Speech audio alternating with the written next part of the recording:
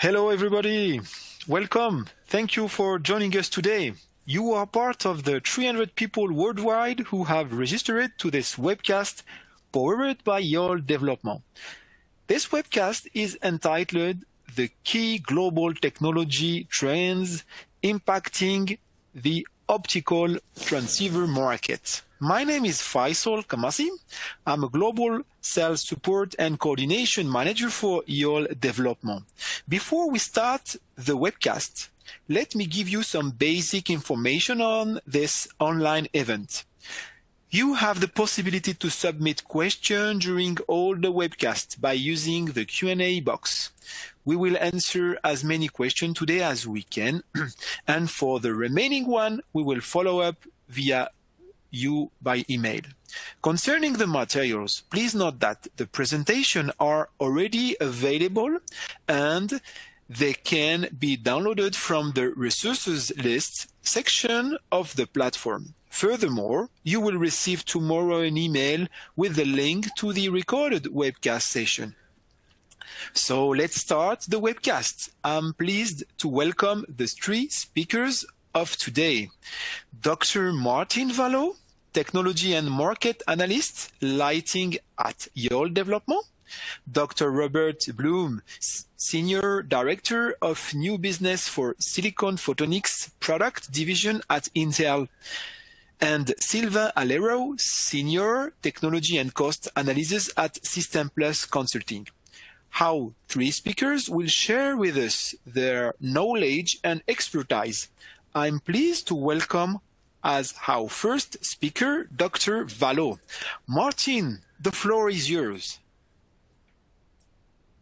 Thank you, Faisal, for a nice introduction. Today I would like to present you the trends related to the optical modules, particularly in data centers. So today I will present you the macro trends in IP traffic and market drivers, dynamics in datacom and telecom, status of migration to higher speed in datacom optical transceivers, key technology trends in optical transceivers, as well as the major trends, major trend 400G and beyond, evolution of form factors, and in the end I will mention a couple of words about the industry and market dynamics. The Cisco figures indicate that the global trend is to accelerate the increase in the average number of devices and connections per household and per capita. Each year, various new devices with high capabilities and intelligence are introduced and adopted in the market. The major group machine-to-machine connections, also known as IoTs, will represent half of the global connected devices and connections by 2023. On the chart right, we see network traffic growth speed by application. It's been increasing exponentially across all the network infrastructure, from the core to fixed and mobile access. Along the fast growth of the new devices, the global IP traffic is increasing threefold over the years. By 2022, internet video share will account for more than 70%. Global IP traffic growth has been driven by mostly data-centric applications such as cloud services, industrial automation, and video streaming in high-definition quality.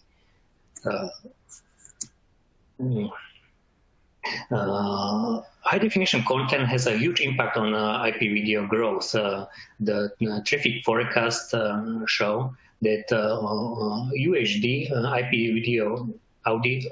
video will account for 22% of global IP video traffic by 2022. One of the most discussed emerging applications is ARVR. The bandwidth for these types of application is much higher in comparison to current UHD streaming application. It appears that the success and demand for existing applications continuously drives the scale and capacity of underlying network infrastructure. Consequently, further applications are enabling. The standard classification of optical modules is datacom and telecom, and further classification is made by technology for different transmission distance. Traditionally, long-haul technology migrates over time into the metro sector as costs are reduced. Today, the metro networks are the most attractive applications in terms of market size due to the trend of interconnection of data centers. The massive deployment of 100G optics will continue into low levels of data centers infrastructure. And the evolution of multiple technologies has enabled transmission speed of 400G and beyond in long-haul and metro networks. Technology leader must achieve a leadership position in the DCI interconnect sector as well as in the telecom for successful commercializing the most advanced technology used here. One of the latest trends is moving from cloud to edge data centers to be closer to the end user, enabling new applications due to low latency. This will be important for connected cars and automated manufacturing and logistics. Today's trends of migration to 400G speeds stem from cloud operators' demand to interconnect data centers. The 400G provides a fourfold jump in maximum data transmission speed from the widely established standard 100G. Besides being faster, the 400G also has more lanes, allowing for more amount of data that can be processed at one time. In addition, it enables to reduce the number of optical fiber links, connectors, and edge panels by factor of 4 when compared to 100G platforms for the same aggregate bandwidth, and enables 2 to 4 times lower cost and power per bit, which leads to reducing CAPEX and OPEX of the players. Data rate trend is different for different transmission distances.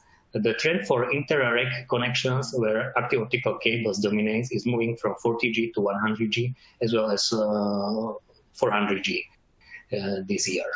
For short reach and long reach intra-data center connections, which is about 100 meters, volume ramp up of 200G and 400G pluggable transceivers has just started.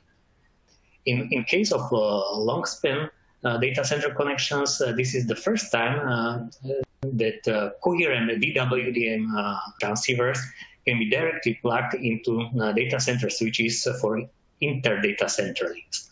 There is a lot of excitement about the deployment of silicon photonics technology, and particularly 400ZR. In this graph, we can see the penetration rate of the optical transceiver modules speed by data rates.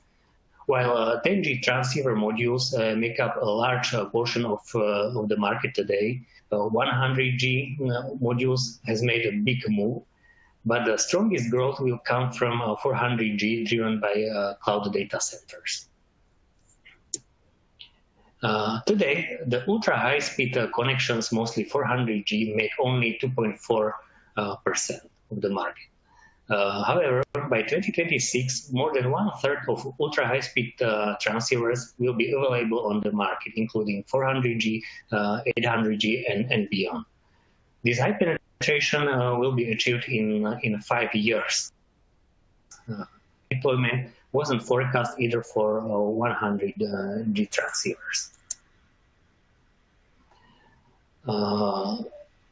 The goal for future form factors is to reduce their size and thus decrease power consumption, increase density, resulting in overall better efficiency.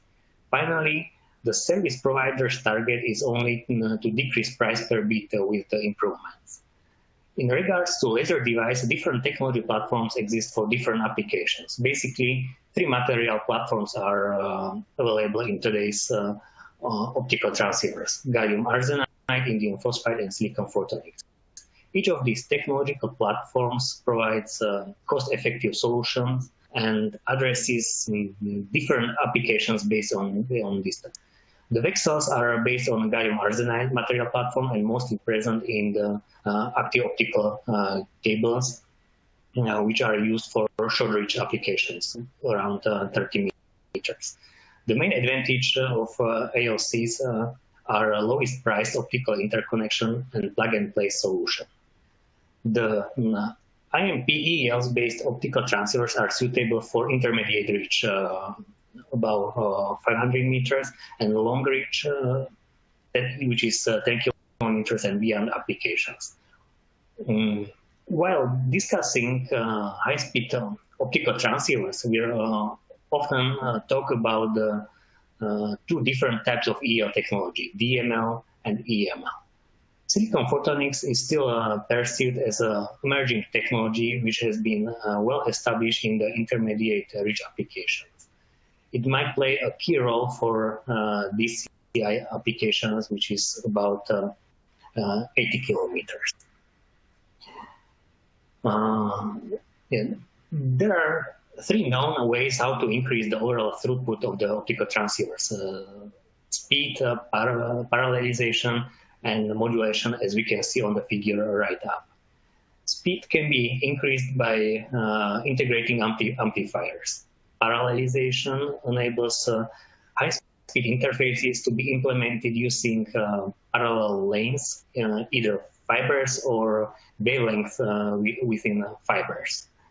The higher data throughput is also achieved by integrated digital signal processing chips, providing different multi-level modulation techniques such as PAM4 or QAM. The new form factors are increasingly universal and designed to reduce their size and thus power consumption. Inside the modules, the optics and integrated circuits are getting closer. Different working groups or alliances continuously standardize the new form factors. The leading optical transceiver manufacturers have ramped up the 400G optical transceiver modules for QSFP-DD, OSFP, and CFP-H form factors. Copackaging optics technology for higher data rates is in the roadmap, but require standardization from a consortium today.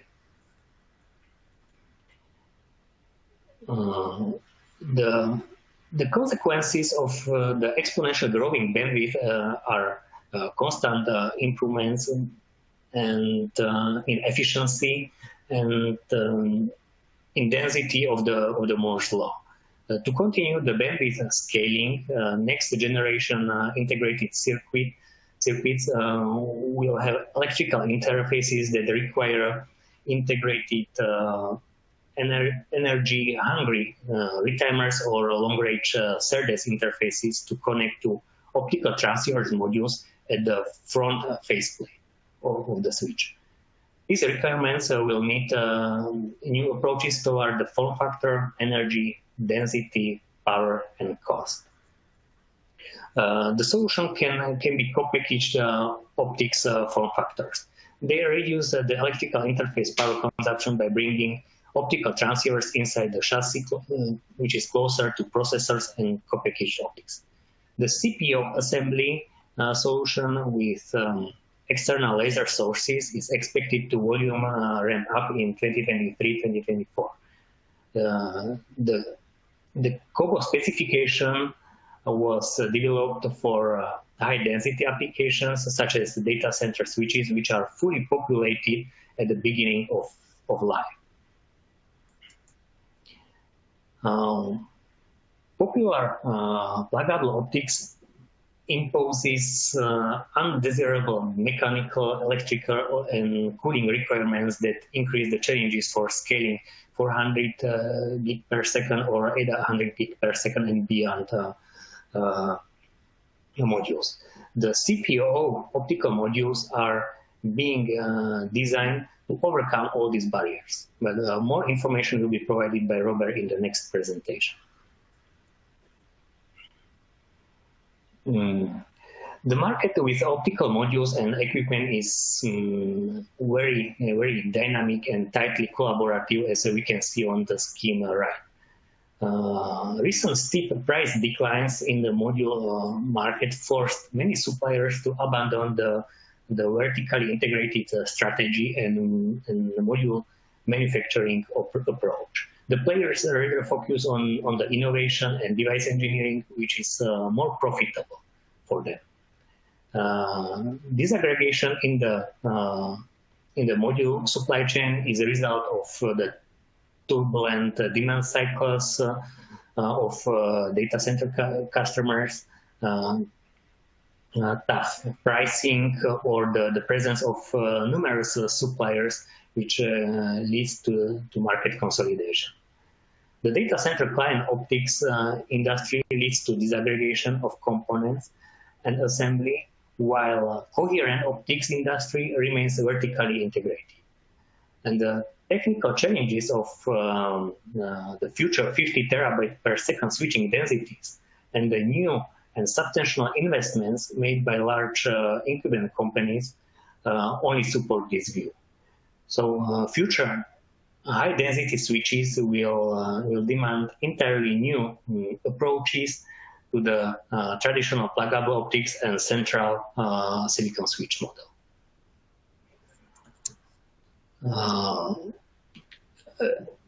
Revenue generated by optical transceivers reached around $8 billion in 2020 and is expected to more than double to around $20 billion by 2026 at a CAGR for 2026 period of 16%.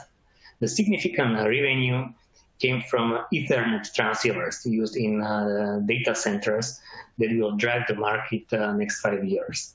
Their revenue is expected to reach around $11.5 billion in 2026 This growth is driven by high cost erosion coupled with high volume adoption of high data rates modules about 100G by big cloud service operators as well as national telecom operators.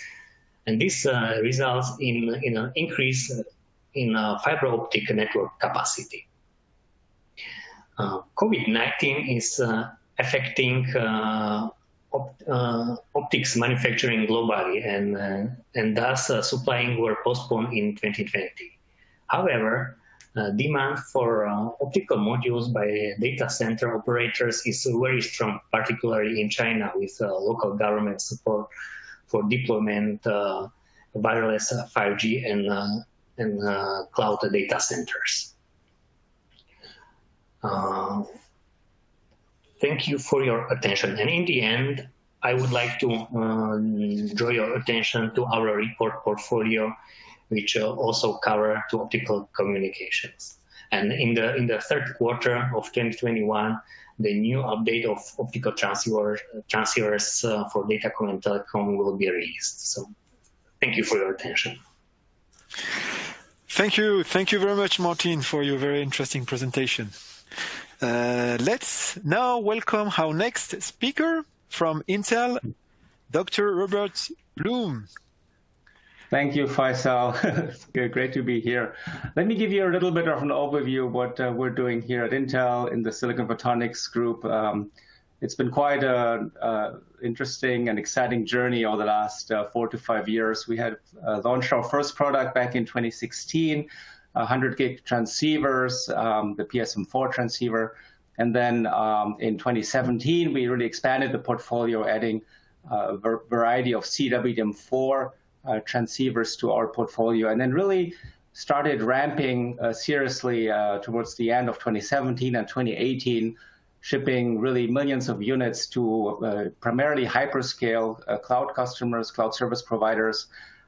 We started obviously developing other products after that, 200 gig and 400 gig. Those have been sampling back in 2019, 2020. They are now in production, the 200 gig and 400 gig. And then also last year, we demonstrated industry's first co-packaged Ethernet switch, which was a 12.8 terabit Ethernet switch together with 1.6 terabit optical engines.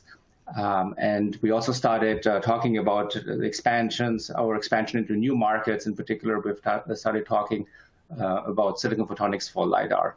But just going back to the data center, we have now shipped more than 5 million of these 100 gig transceivers. We're doing about 2 million units per year. So that was a pretty steep ramp for us.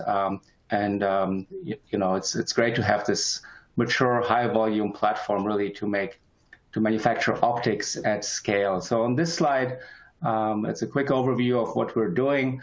On the left really is one of the key points, one of our key differentiators of our silicon photonics platform is really the ability to integrate indium phosphide at the wafer level with the silicon. And the way we're doing it is that we're manufacturing the indium phosphide epitaxial material separately on separate wafers, and then we bonded those small pieces of indium phosphide. And again, this is not a laser, this is just an epitaxial material onto the silicon.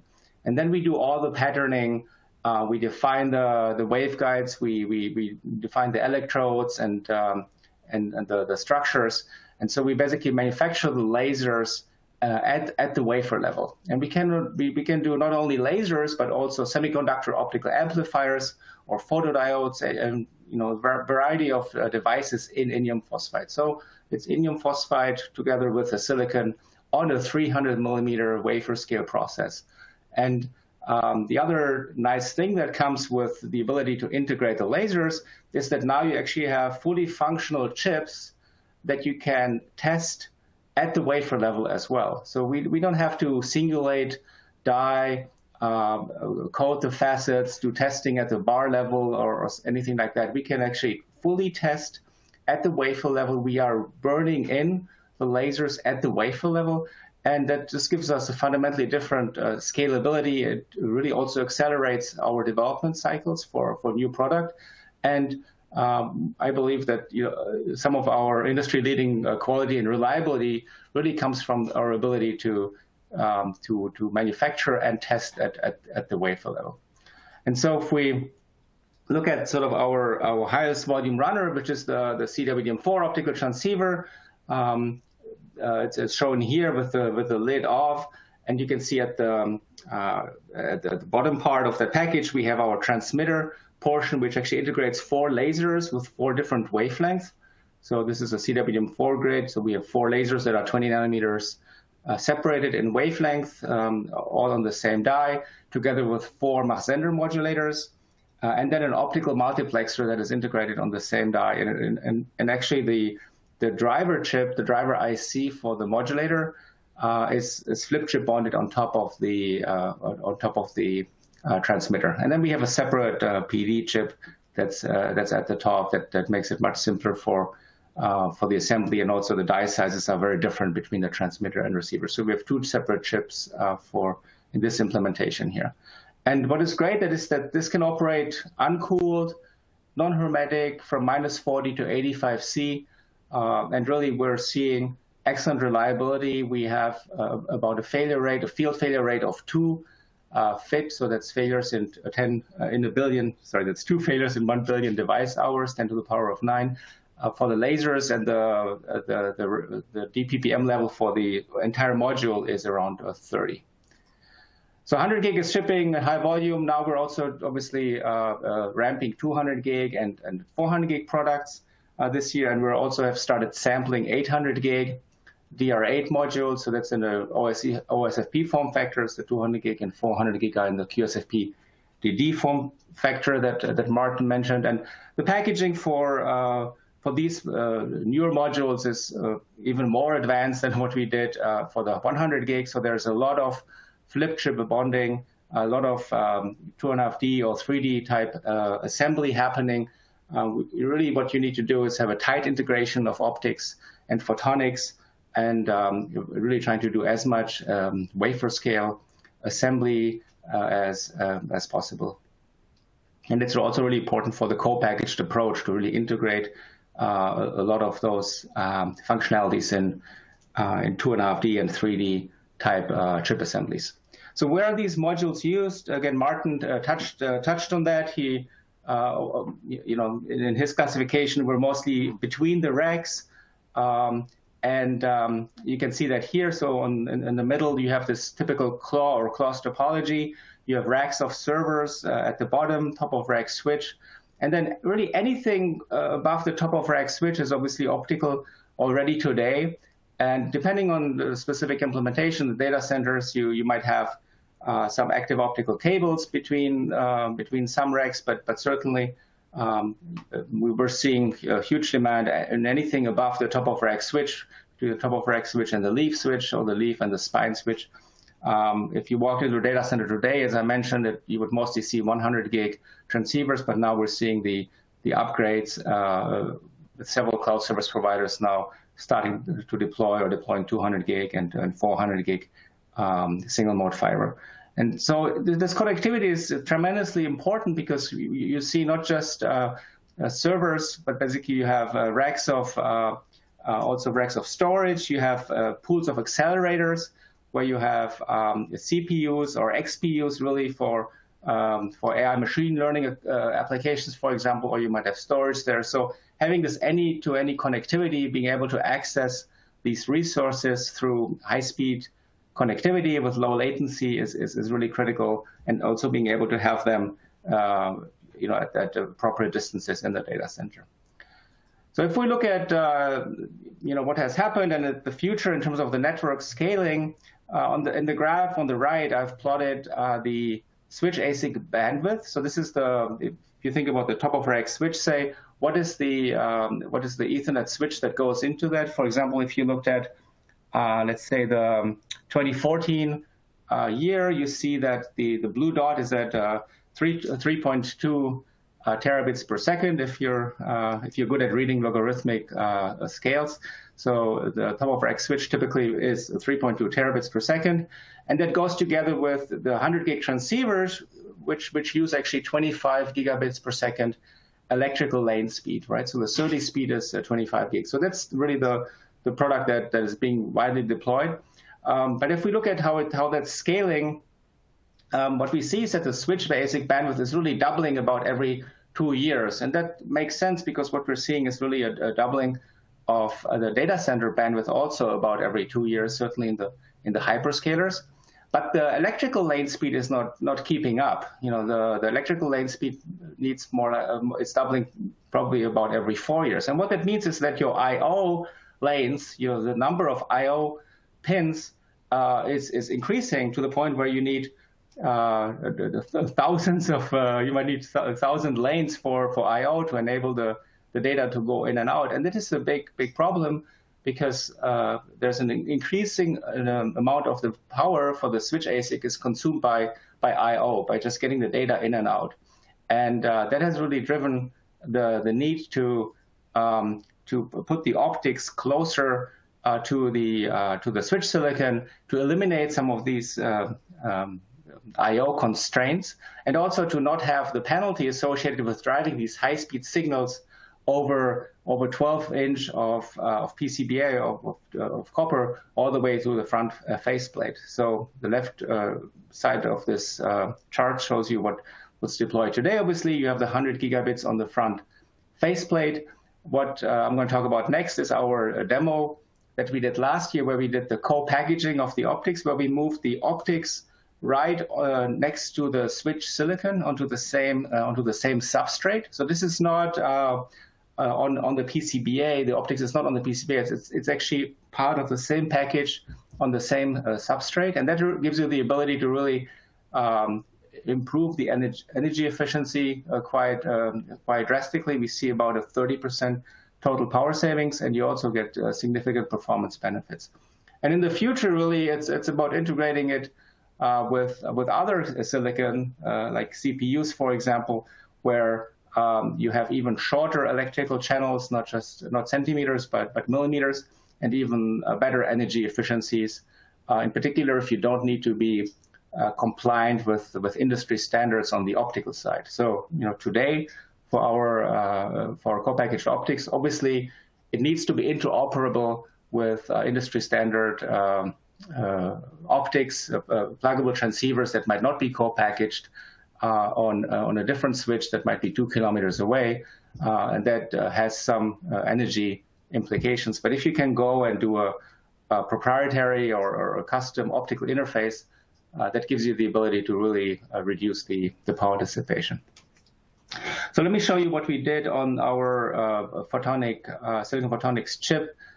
For the demo that we did last year, we actually did a 1.6 terabit photonic engine or tile.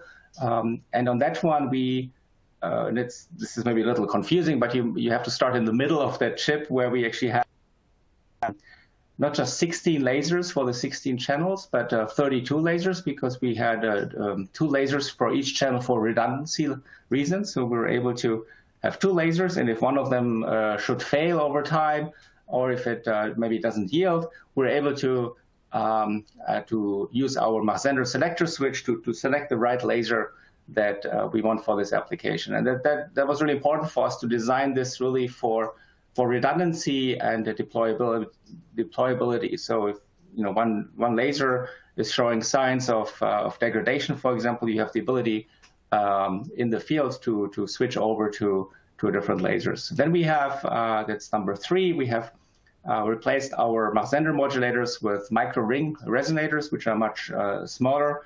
We're running those at 100 gigabits per second. And then the light is routed to the right side of the chip, where we have mode converters, spot size converters that convert the mode to a size that's suitable for SMF28 fiber coupling. And then we have V groups integrated on the same chip to couple to fibers passively without the need for active alignment. And we also have a whole bunch of monitoring photodiodes implemented on that chip, as we have on all of our transceiver products, really to optimize the modulator performance, keep them on bias point, and ensure the right performance. And so if you compare this photonic engine, it's shown on the top left, or this optics tile, essentially. It's a 1.6 terabit optical tile. It's about the size of the QSFP module, but in terms of width, but it's much smaller in height and much shorter as well. And we see a 40x increase in bandwidth density, and as I mentioned earlier, a more than 30% improvement in energy efficiency as well. And the actual and what we did there was what we did last year was a demonstration at 12.8 terabits per second, but the actual deployments will be at we'll be using a 3.2 terabit engine, basically, not the 1.6, but a 3.2. And for that, we see another about 2x improvement in density, and also an additional 15% in energy efficiency. So you see this is on the right, you see this is a quite compact, highly integrated assembly. And so this was basically the demo that we did again last year. You see the switch on the right, and we don't show you all the details here.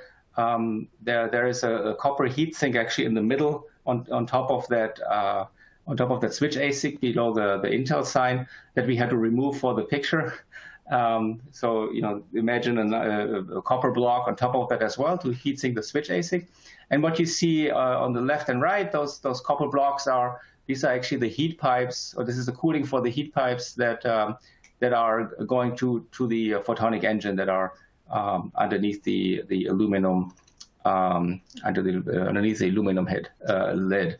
And so we actually did on this demonstration, we had half the ports connected with the photonic engine, and the other ports were connected with flyover cables to the front faceplate. So this was a fully functional Ethernet switch. We ran 400 gigabits per second traffic with DR4 interface, and we did the interoperability with another commercial switch module.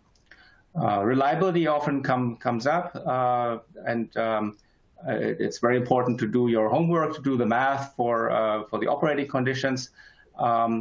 luckily, we have many years of data on our lasers, and there are actually inherent advantages to the laser integrated on the silicon photonics. And there's heat sinking. There's also many other advantages for those interested. Bob Harry gave a talk at OFC talking about the failure modes in these lasers and why they're inherently more reliable. But we have a lot of good data, and those lasers operate pretty well at high temperatures as well.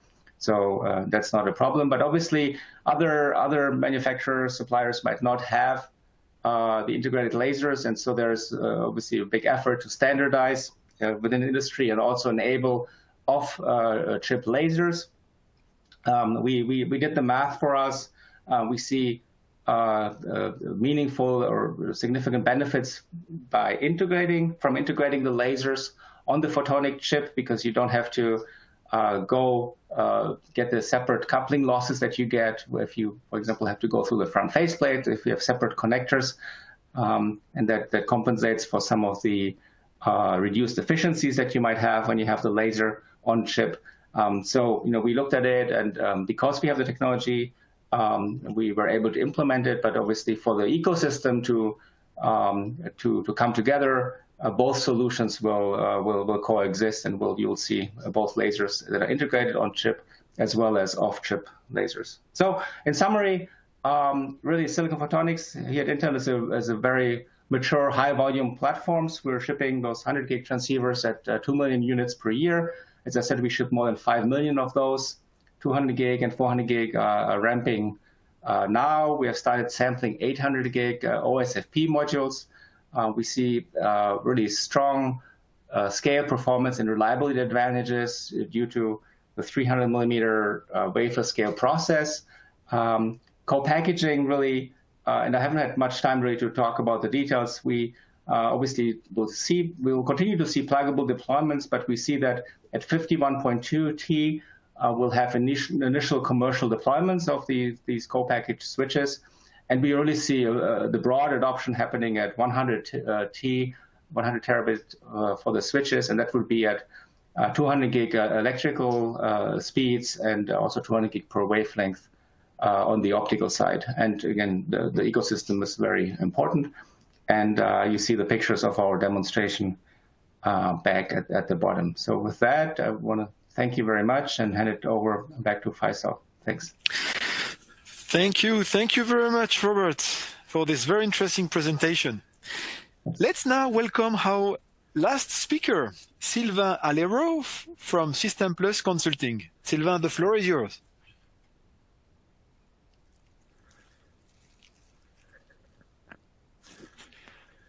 Okay. Yes, we can hear you now. Yes. Okay. Hey everyone, I'm Sylvain Alero, cost engineer at System Plus Consulting. And I'm in charge of thermal imaging, MEMS component, photonics, and some integrated circuit. I present the recent two analyses performed by System Plus Consulting. One from some Intel solution with a photonic die, and the second with Finisar solution based on discrete component. The first small introduction of the company, System Plus Consulting,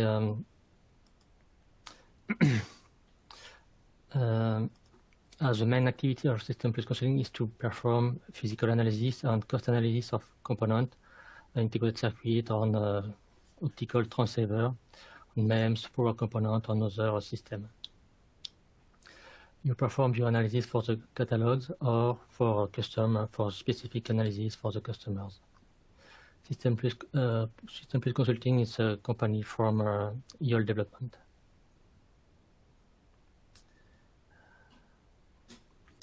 The physical analysis is performed directly in your laboratory in France, and you perform all the analysis by yourself. The main field of expertise of System Plus Consulting, you have the integrated circuit, the MEMS, sensor, PCB on system, imaging, packaging, the system, power, and LEDs.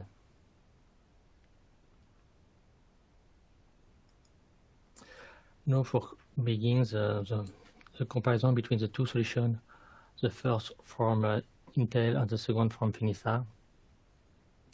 I'll talk of the first generation of CWDM 100 gigabit optical transceiver of Intel.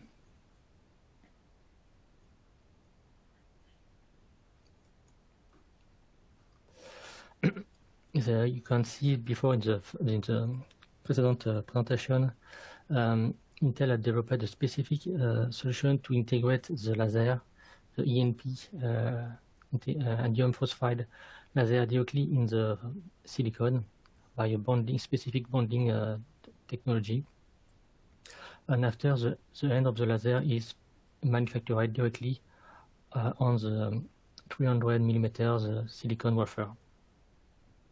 You can see here a part of the system with a bonding of the chiplet in indium phosphide.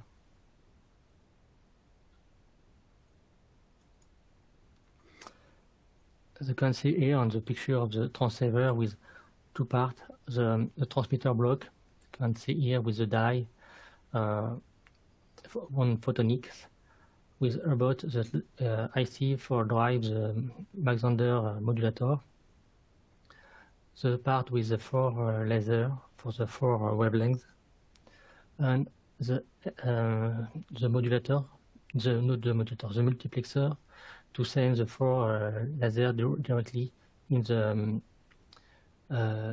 fiber optics. On the other side, you have the receiver blocks with the standard AWG demultiplexer and 4 photodiode on a TI IC to read the signal. You can see the to comparison with another system. It's a very simple bill of material with only a few number of components compared to another solution with a discrete component.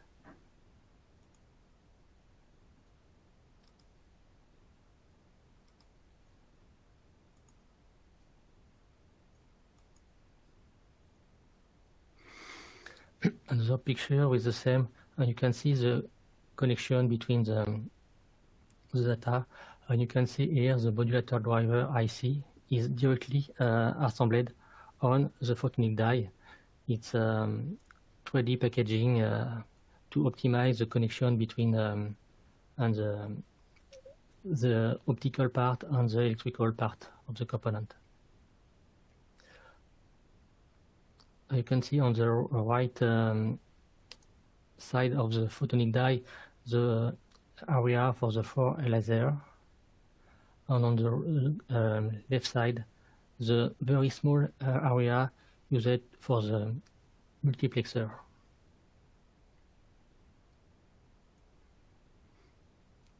On the top, on the bottom picture,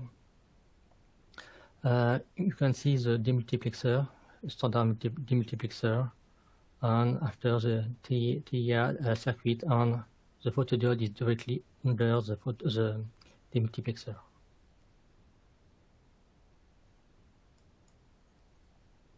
You can see cross-section for the photonic die. You can see here with the modulator driver above, and you can see the difficulty, the very specific PCB with embedded ceramic substrate to increase the heat dissipation and to optimize the alignment of different optical elements between the isolator, for example, the lens and the photonic die. With the cross-section with the same picture, you can see the edge emission of the light towards the lens module, and after the isolator and the fiber optic couplers.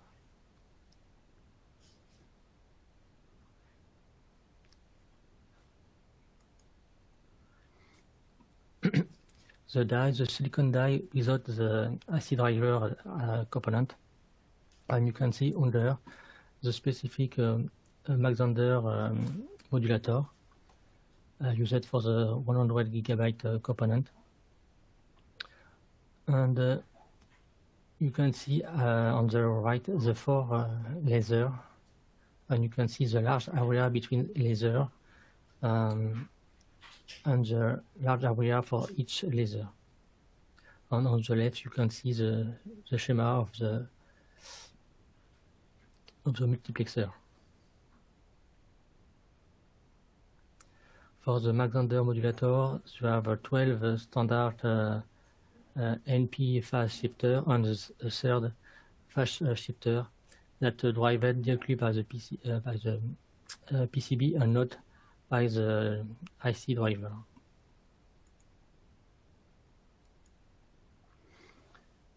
A better picture for the multiplexer, you can see here the 4 waveguide manufactured in the silicon SOI substrate, and the 4 waveguides are divided by the mirror and after the output of the light. It's a very interesting system that allows to have a very small multiplexer directly with the silicon photonic die.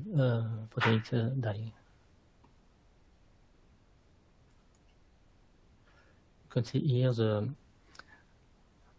module, the die with the schema of the light travel. You can hear the first laser that sends the light, the modulator to control the light toward the multiplexer, and after there's the output with edge emitting.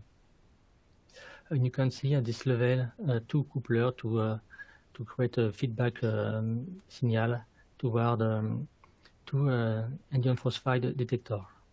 The indium phosphide detector are created with the same InP chiplet that used for the laser.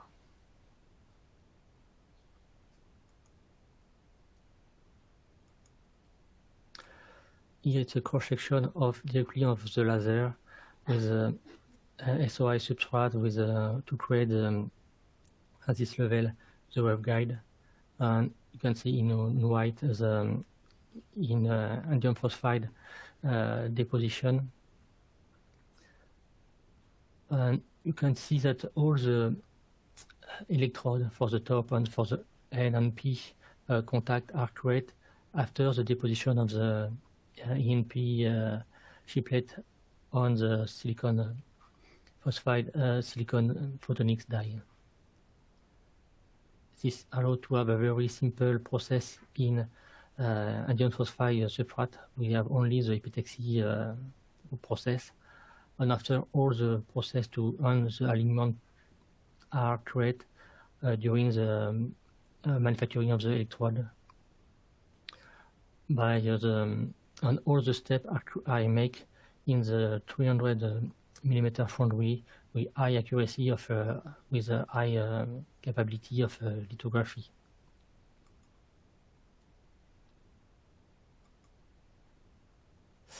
That it's the second part of the component with the receiver section. You can see the AWG demultiplexer, the photodiode die in the with a silicon oxide. No, it's a SOI substrate and germanium diode on the top. And after here it's a more standard TIA die.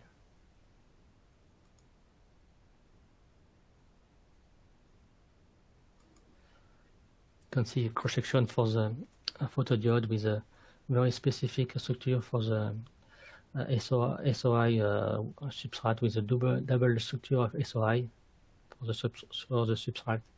And here the epitaxy of germanium, and here the contact to connect the germanium, the photodiode with the TIA die.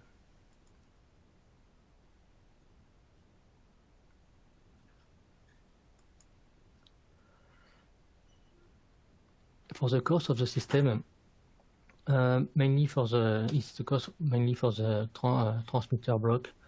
The main part of the cost come from the silicon photonic die because it's a large die and complex die with a expensive wafer in SOI and full of steps to create the laser, the waveguide, the light extraction, the magenta modulator.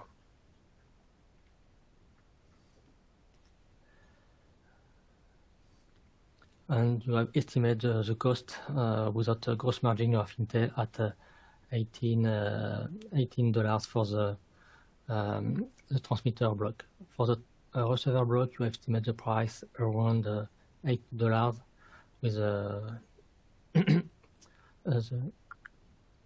TI die, the Macom die to connect to drive the connector, and the demultiplexer, the germanium die cost. Germanium. And for the silicon die, silicon photonic die, the main part of the cost from the ENP, indium phosphide chiplet, because the size of each laser is very important on this component. Like there are 4 wavelengths, they need to have 4 chiplets in indium phosphide, and there for each laser they need to have a large area, and it's each laser for silicon photonic die is larger than the discrete laser you can find in another optical transceiver. Unlike the ENP, substrate is very expensive. That explains the large part of the chiplet cost in the final cost of the silicon photonic die.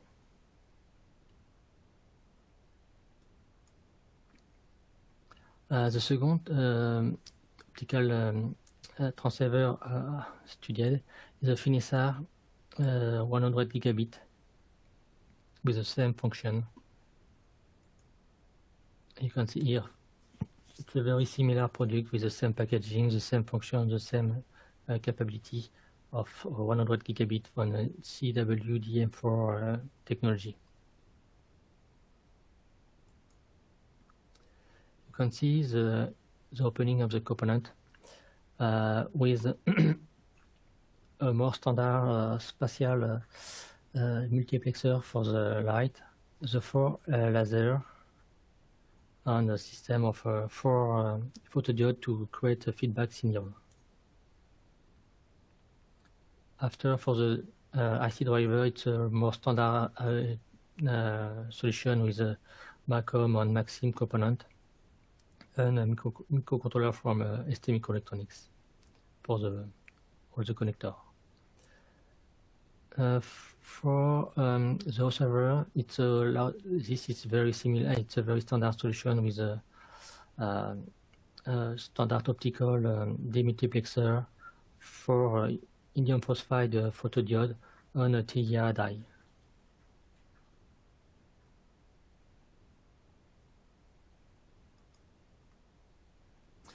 You can see a better picture from the multiplexer with you can see the 3 bandpass filter to multiplex the light, the 4 light, and different elements like the laser, the lens, a beam splitter here to send a small part of the light toward for photodiode to create a feedback signal, different optical element, an isolator with this 2 magnet here, and the final lens just before the fiber optics.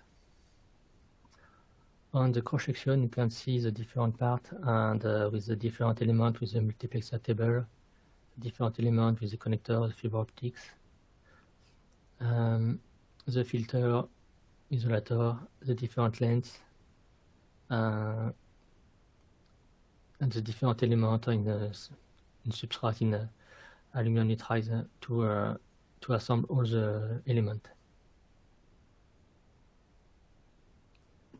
and the 4 lasers are connected, are driven by a component from a Maxim.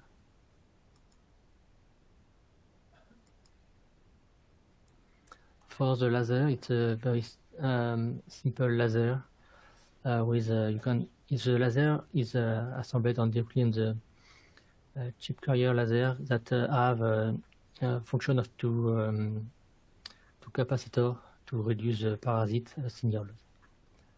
You can have here the dimension of the laser. It's a very short laser with you can see here the ridge of the laser. Is a cross section for the very active area of the laser with the top contact and the bottom contact on the bottom side of the laser.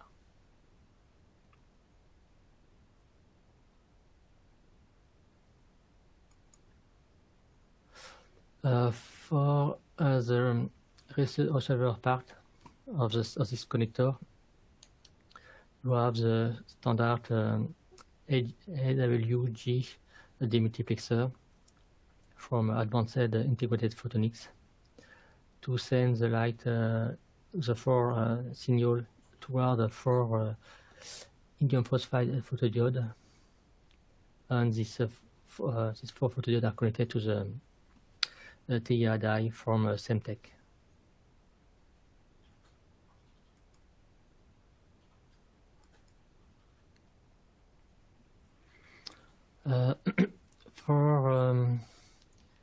For the cost breakdown for the Finisar optical transceiver, for the receiver block, the cost is very close to the cost from Intel solution. With you have practically the same component, the same function for the component. But after the main difference is for the transmitter part. We have the cost for the die is lower, because they are not the large die in silicon photonics, and you have 4 indium phosphide laser, but it's very small die, and the cost of this 4 die is not very expensive. But for these components, there are more of 17 optical elements, and all these optical elements must be assembled with very high accuracy and with active alignment. And all this step of alignment is very long and are very expensive. On the final, you can see the test and assembly cost for this part are very expensive. And and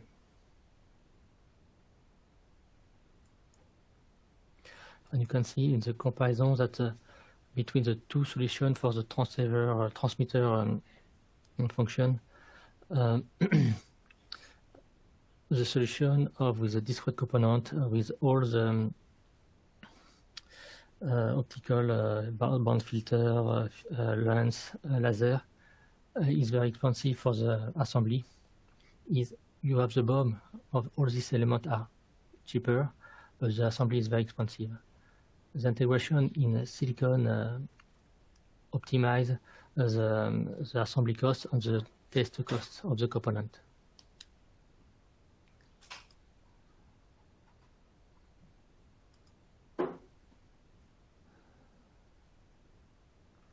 It's finished for me.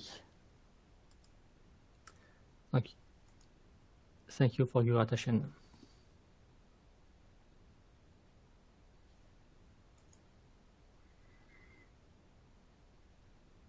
Thank you. Thank you, Sylvain, for your very interesting presentation. We ran on time, but we will now try to do as we can. End up this session with the Q&A session. We will answer as many questions today as we can. For the other question, we will reply by email. So let's maybe start with Martin with the first question. You mentioned in your presentation 400 ZR technology. Could you say something more about this trend?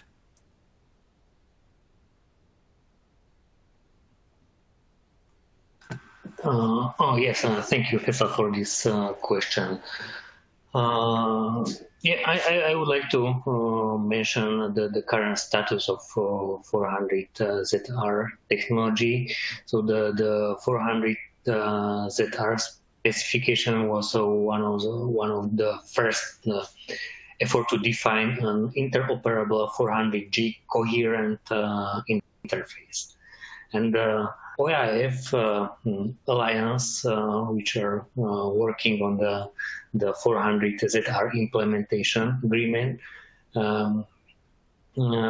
this defined this agreement last year. So a 400G coherent interface is defined for use on point-to-point links up to 120 kilometers. And the 400ZR target applications include interconnecting local data centers sites and interconnecting multiple data centers across metro areas. And as of, I think, Q3 of 2020, 400 ZR modules were available for demonstration and vendor platform integration. And at the moment, the technology should be already available in the market. Thank you, Martin. A second question for Robert. Are there other markets you are considering for silicon photonics beyond transceivers? Yeah, thanks. That's a good one, actually. So yeah, I did mention LiDAR on, I think, one of the first slides. So I mean, in general, we're looking obviously at anything, at all the high volume opportunities for photonics, and there are many of them. LiDAR is probably the biggest one right now, and we've talked about working on a LiDAR photonic chip that Mobileye actually talked about at CES. But there are a lot of other high volume markets that we're looking into. You know, biohealth sensing is, for example, one. Anything around compute, optical computing, compute clusters for AI machine learning applications. So I think it's a very exciting time for optics, photonics in general. And obviously we have this high volume platform. So, you know, we're looking at other markets where we can apply this this capability. Thanks. Thank you, Robert. Thank you very much. Sylvain, one question for you. What are the main cost drivers for the silicon photonics dies? Okay. The main driver, I say it's a ENP chiplet. Because for each wafer, each die, there are 4 chiplets, and each chiplet is very large area compared to the discrete component. And for each silicon photonic die, you have 40 more indium phosphide area than for discrete laser, and that the indium phosphide is very expensive, and then explains the large part of this cost in the final cost of the silicon photonic die.